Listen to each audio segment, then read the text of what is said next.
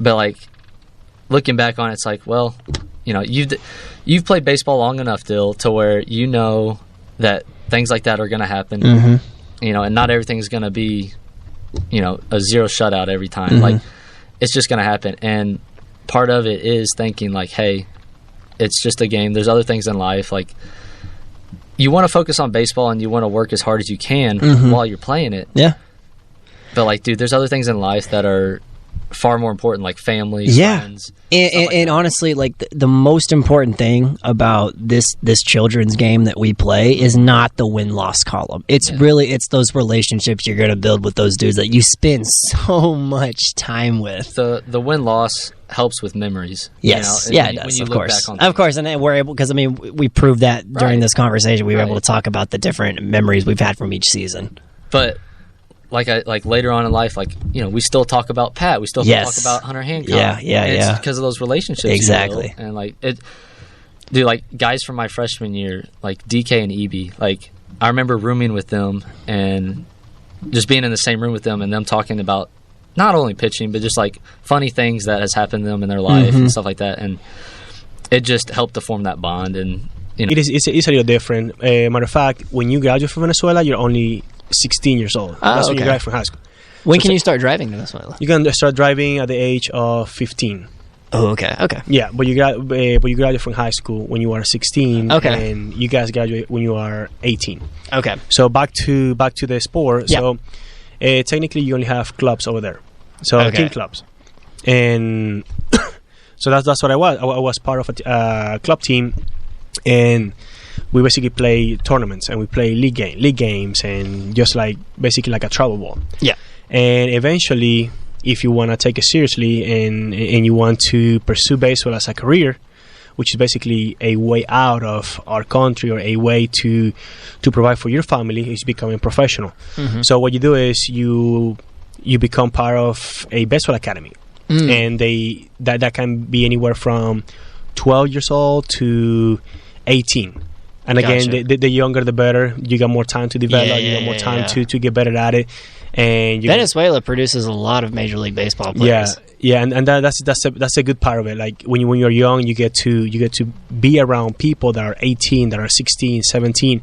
So your mentality changes because you're now being part of a baseball culture where you have to mature sooner than everybody else, because you have to deal with men. You have to be around men that are basically professionals or that are pursuing that professional career. So what do you do at this academy? Like, do you do you travel with them on weekends? Do you stay with them for a long period of time? Like, how does that work? So basically, academies are owned by agents, and they agents with connections to like America, to like Major League Baseball. No, just independent agents. Okay, independent agents. Gotcha. So what they do is they usually own a house, and they bring all these players that they have in their academies, and they just put them all together in a house. So basically, they take you away from your family in a good way, you know. Yeah. So you're deciding voluntarily, and they put you in this house, and they provide you food, cleats, equipment, all you need for as long as you're there.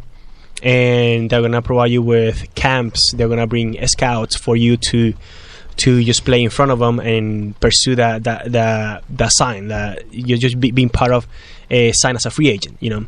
So is it like one team per academy, or do you have a bunch of teams within an academy? No, it's just an academy is just one team basically. And how many kids were in this academy? When I was there, it was probably like 50 kids. Okay.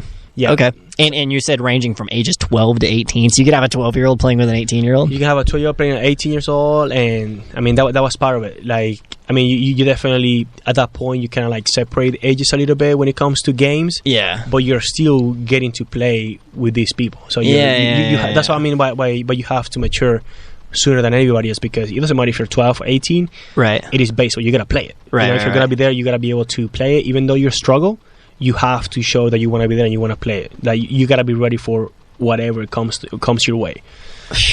And how many kids would live in the house that you stayed at? When I was people that live in the house, are people that are basically prospects. Yeah. So With a host, like, so it's like a family that hosts all these different kids. It's just the agent. The agent owns the house, and he basically has So employees. the agent doesn't live in the house. He just owns different houses that he sends kids to. He basically owns a house. Yeah. And he hires people to cook for you Gotcha. and to basically come during the weekends and check on you. He comes around, he comes sometimes and he checks on you too. Sometimes he stays there. So it's basically that sounds pretty fun, man. Yeah, you basically you start living away from home when you are that young, I guess. Yeah. How long would you be away from home? I started the baseball academy when I was 14, and I was away from home until I was 17. Really? So 3 years. I got to see my family, every other week or once a month. But technically, I was away from home for 3 years. That's what I'm trying to think. That is so unique because we don't have anything like that in America. If you want to make it in baseball in America, you grow up, you play travel ball on the weekends, you play the tournaments on Saturday and Sunday, and then if you're lucky, you're the cream of the crop and you go play minor league baseball and work your way up the ranks. But in Venezuela, it's interesting, like you said, you have a lot of guys that will go into this dream of baseball hoping to get out of the country. Like, this is a great way to help your family. Absolutely. This is something that's not that Americans can't really understand. Yeah. What I'm getting at is, like, to go back to, like, the cultural aspect of it is, I think what I love about your culture class is the thing you harp on the most is cultural products reflect a cultural context. Good man. Yeah, see, I remembered it. I passed the class. There you go. There you go. If you don't remember that, then you didn't pay attention enough. True. And so the same goes for sports. And so the real main question I wanted to ask you is for you to just make it make sense. Why do we take something as simple, when you boil it down, it's really a children's game. At the end of the day, it's throwing a ball on a yard. It's what kids play for fun when they got nothing else to do. They go in the backyard. Maybe it's raining outside. They want to play them. It's a children's game. Mm-hmm. Why do we take it so seriously? I mean, it is a multi-billion-dollar industry, and it can literally make you hate fans of the other team, and it can make you come together with someone you've never met. You'll hug in public. You'll hug strangers and you'll cry in public. It's like, why do we take something so seriously as simple as a children's game? Well, given my Bible theology background here, it's semi-religious. We human beings need something more than just what we do on a regular basis. We need more than our jobs. And so it's something that transcends what I do for a living. Mm-hmm. And even family. I mean, family is, when it comes down to it, is ultimately important. But, when I see these ads, sometimes I'll be watching this thing called Fanatics. I don't know if you've seen this thing. It's Fanatics. It's a place where you can go to get any gear that you want. Any jersey. Yes, Fanatics. Yes. I have heard of that. You can, so show Absolutely. yourself. Yeah. Show your loyalty. Yeah. Show you're a Lakers fan. Show you're a Yankees fan. And you have to deck out. You get the hat and you get your uniform and the whatever it is, right? So you look at people who go, like, around here, it's Chiefs fans, right? It's almost religious, and you wonder, so why is it? I think it transcends. I mean, sports is the most obvious. There are certain places in the world, for example, my wife is an opera singer. There are people in the opera world that are kind of like that. They'll have a certain singer, for example, that they will actually follow around, and it's almost kind of like you just think of rock stars and the following that they have. Or that's another example. Maybe music, it would be another example. So why do we wear these shirts with names of music groups on them, or sports teams, or whatever it is? It's kind of another version of... See, church is less and less important in our lives. That's just the fact. Yeah. As time goes along, your generation isn't much interested in church. True.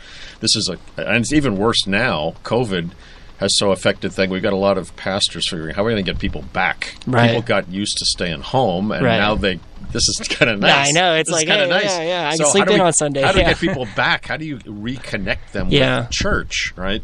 So I think it's a spiritual thing. God made us to need something and want something more than just get a paycheck. Yeah. Right? And for some people, it functions that way. I mean, you look at how what happens when Chiefs fans, and the next day, if they lose, it's like not quite they don't want to go to work the next day. Yeah, it's not quite loss of salvation, but I mean, it's not quite suicidal exactly. But I mean, the depression that will come on them. It's like.